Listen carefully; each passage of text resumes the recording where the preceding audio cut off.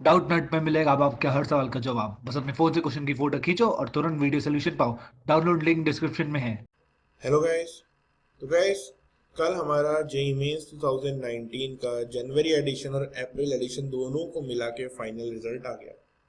कई बच्चों का बहुत अच्छा रिजल्ट आया, कईयों का ठीक आया, कईयों का थोड़ा खराब आया। बट कुछ सवाल थे जो हर बच्चे के थे कि मेरे अप्रैल एडिशन में मार्क्स ज़्यादा आए जनवरी एडिशन से, फिर भी मेरी रैंक कम आई। मेरे मेरे दोस्तों से मार्क्स ज़्यादा आए, फिर भी मेरी रैंक कम आई। तो ये एक सवाल था जो हर बच्चे के दिमाग में था। इसके पीछे के रीजंस क्या थे उस पर बात करेंगे। और दूसरा था कि पूरा रिजल्ट क्यों नहीं दिया मुझे, मेरे मार्क्स नहीं पता, मेरे वाली शिफ्ट में मैक्सिमम मार्क्स कितने गए मुझे नहीं पता। मीन सब कुछ परसेंटाइल में रिलेटिव था। तो जो कंप्लीट रिजल्ट क्यों नहीं दिया, मतलब परसेंटाइल के साथ में वो भी दे सकते थे। तो इन सभी बारे में इस वीडियो में बात करेंगे कि क्या कमियां थी या क्या अच्छी बातें थी इन पूरे रिजल्ट में। चलिए स्टार्ट करते हैं। तो देखिए, सबसे पहला पॉइंट तो जो आपके मार्क्स और जो कंफ्यूजन है वो है डिफिकल्टी लेवल ऑफ शिफ्ट। देखिए, आपने कई बच्चों ने बोला कि मेरे ना एग्जाम में मैंने मार्क्स जो कैलकुलेट करे मेरे आए 147 मार्क्स, और मेरा दोस्त है लेट से उसके आए 133 मार्क्स। बट स्टिल परसेंटाइल उसकी मुझसे बेहतर आई है अप्रैल के एग्जाम में, और मेरे 147 मार्क्स होने के बाद में भी मेरी परसेंटाइल आई है खराब, मतलब जो इसके 133 थे उससे कम। अब इसके दो रीजन थे कि जिस एग्जाम में भले ही इसके 130 मार्क्स थे लेकिन ये पेपर डिफिकल्ट था। मींस एनटीए की सबसे बड़ी कमी क्या रही रिजल्ट में, अभी जब उन्होंने दिया तो उन्होंने 8 शिफ्ट में पेपर कराए, जनवरी में भी 8 और अप्रैल में भी 8। बट उन्होंने ये कभी क्लियर नहीं किया कि कौन से शिफ्ट का पेपर इजी था, कौन सा मॉडरेट था, कौन सा डिफिकल्ट था। तो उस केस में एक बच्चा जिसके 147 मार्क्स आ रहे हैं वो इसलिए कंफ्यूज है कि अगली शिफ्ट में जिसके 133 आए हैं उसकी रैंक इससे बेहतर है जबकि इसके मार्क्स ज्यादा है। तो एनटीए को अपने रिजल्ट में थोड़ा सा एग्जाम के डिफिकल्टी लेवल के बारे में भी बता देना चाहिए था, ताकि कम से कम बच्चे को संतुष्ट हो रहे कि हाँ ये वाला पेपर डिफिकल्ट आया था इसलिए कम मार्क्स पे इसकी ज्यादा रैंक आई है। वास्तव में रीजन यही है कि डिफिकल्ट था पेपर तो कम मार्क्स थे, लेकिन फिर भी औरों से बेहतर परफॉर्म किया। तो ये कंफ्यूजन यहाँ पे आया।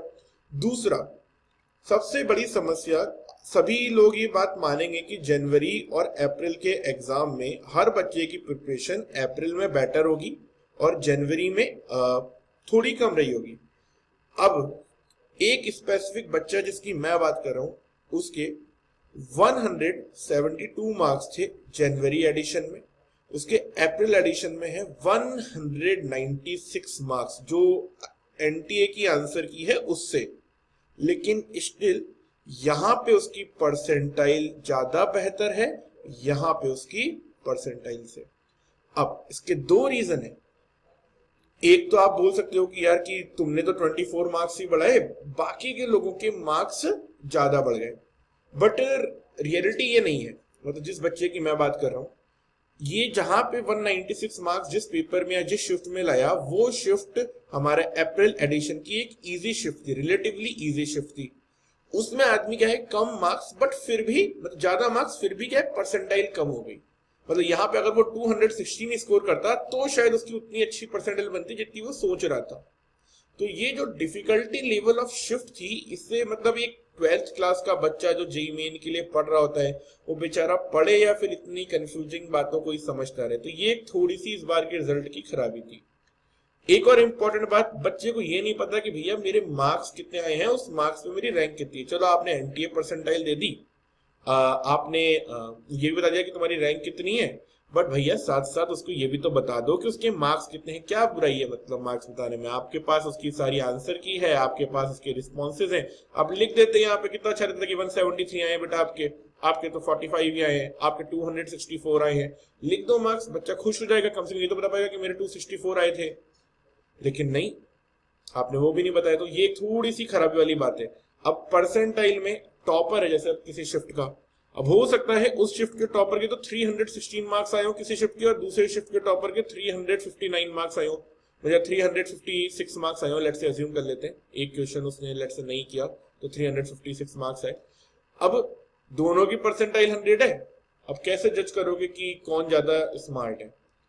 मे बी हो सकता है कि ये पेपर इजी था और ये पेपर डिफिकल्ट था, फिर भी उतना अच्छा करके आया। तो ये एक ऐसी चीज थी कि जिससे टॉपर कौन टॉपर, मतलब हमारे पास हर शिफ्ट में एक 100 परसेंटाइलर है, 16 शिफ्ट में 16 परसेंटाइलर, तो 100% वाले मिनिमम होंगे ही होंगे। तो आप खुद ही सोचो, जब 16 100 परसेंटाइलर है तो आप कैसे जज करोगे कि असली में टॉपर कौन है। और अब उसमें फिर एनटीए परसेंटाइल फिजिक्स केमिस्ट्री की, तो जो मार्क्स रैंक रेशियो नहीं दिया, ये बहुत ही खराब बात थी और इसकी वजह से थोड़ा सा बच्चे कंफ्यूज थे। अब नॉर्मलाइजेशन प्रोसेस जो रिजल्ट मेकिंग प्रोसेस थी, मतलब ठीक है, मैंने अपनी तरफ से 2 बार बच्चों को उस चीज को बताने की कोशिश करी कि नॉर्मलाइजेशन किस तरीके से काम करता है, बट प्रॉब्लम इज कि कंफ्यूजिंग तो है प्रोसेस। आप खुद सोचो, एक बच्चे ने यहाँ 99 टोटल स्कोर किया, उसकी एक 2 सब्जेक्ट में 99 परसेंटाइल है, कुछ आगे नंबर भी, एक में 97 है ना, तो बताओ ऑब्वियसली उसने कुछ खराब कर दिया यहाँ पे।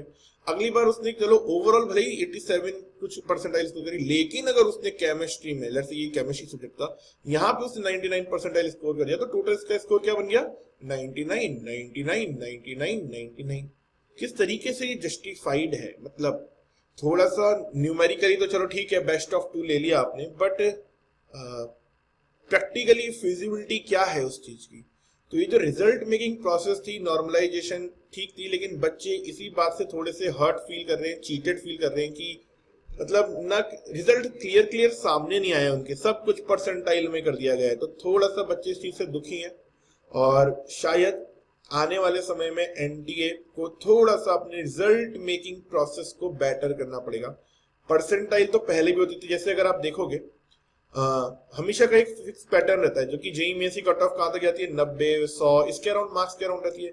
लेकिन इस बार 89 परसेंटाइल जो जेईई एडवांस की कट ऑफ गई है, मतलब 89 परसेंटाइल के अराउंड, एक बच्चा जिसने एक शिफ्ट में 100 कुछ 12 या 14 मार्क्स भी स्कोर करे थे, उसकी भी 89 परसेंटाइल नहीं है।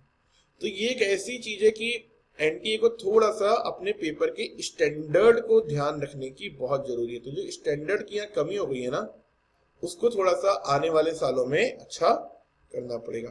तो जो मुझे सही लगा या खराब लगा वो तो मैंने बताया, बट अब आपके एंड से आपको क्या चीजें इसमें खराब लगी, अच्छी लगी, मुझे कमेंट्स में बताइएगा, तो शायद मैं आपकी भी मनोस्थिति को थोड़ा सा समझ पाऊंगा। बाकी अच्छाई इस बार की पेपर की एक अच्छी थी, रिलेटिवली लोगों के मार्क्स ज्यादा थे, तो एक वो चीज था कि मेरे मार्क्स बहुत कम आते हैं का वो दुख लोगों के मन में नहीं था। ऑब्वियसली रैंक खराब आई, मार्क्स ज्यादा आने पे गम है उस चीज का, बट एटलीस्ट जब आदमी के मार्क्स अच्छे दिखते हैं तो थोड़ा सा शायद दिल में थोड़ा सा जो परेशानी होती है या तनाव होता है वो कम रहता है। बट ओवरऑल कैसा आप लोगों का रिजल्ट रहा, क्या आपकी रैंक रही, अब आप क्या करने की सोच रहे हैं, या किस आपके कॉलेज का आपका प्लान है, कट ऑफ रैंक क्या चाहिए आपको, मुझे कमेंट सेक्शन में बताइए, ताकि आने वाले दिनों में मैं उसमें आपकी मदद कर सकूं। फ्री पीडीएफ डाउनलोड करने के लिए डाउटनेट ऐप इंस्टॉल करें और फिर अपनी प्रोफाइल पर क्लिक करके डाउनलोड एंड शेयर पर जाएं और मनचाही पीडीएफ डाउनलोड करें।